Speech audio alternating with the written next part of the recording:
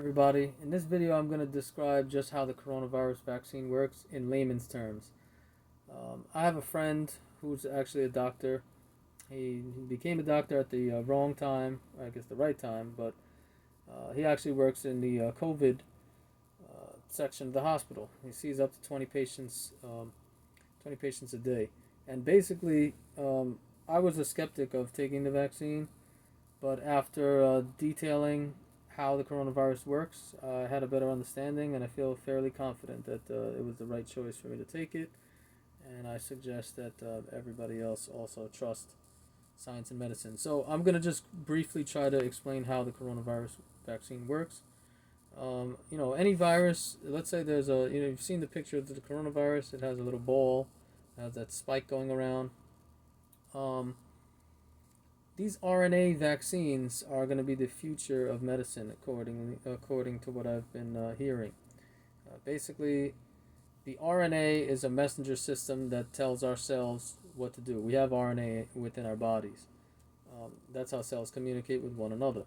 When the RNA for this coronavirus vaccine enters your body, where they put it in your shoulder, the RNA is a very delicate substance. It's a sequence of proteins, and when that RNA enters the muscle tissue or enters your body tissue, the RNA tells those cells then to go ahead and produce a coronavirus spike protein. It's not actually producing the coronavirus, but it tells your body to produce that shell, only the shell of the coronavirus, so that your body then recognizes that there's some type of problem or infection inside of your shoulder, or wherever they injected, I guess the shoulder.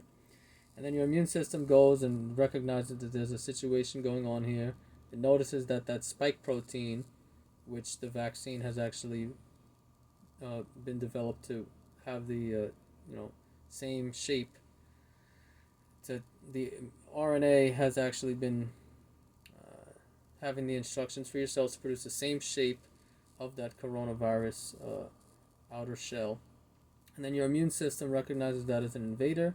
It goes in and attacks those cells, and then it stays in the memory. Then 28 to 31 days later, you go back for your second dose, and as that second dose again enters your body, the same process would happen. The RNA tells your cells produce that coronavirus spike protein, and then your body with these memory cells is going to go ahead and attack that. All right, again, it's going to then break those down and remove them. And once that happens, you'll know that your body is certainly wiping those out. And there shouldn't be any lingering effects, because the RNA, after it sends that message and then your immune system destroys those cells, everything should be working out fine.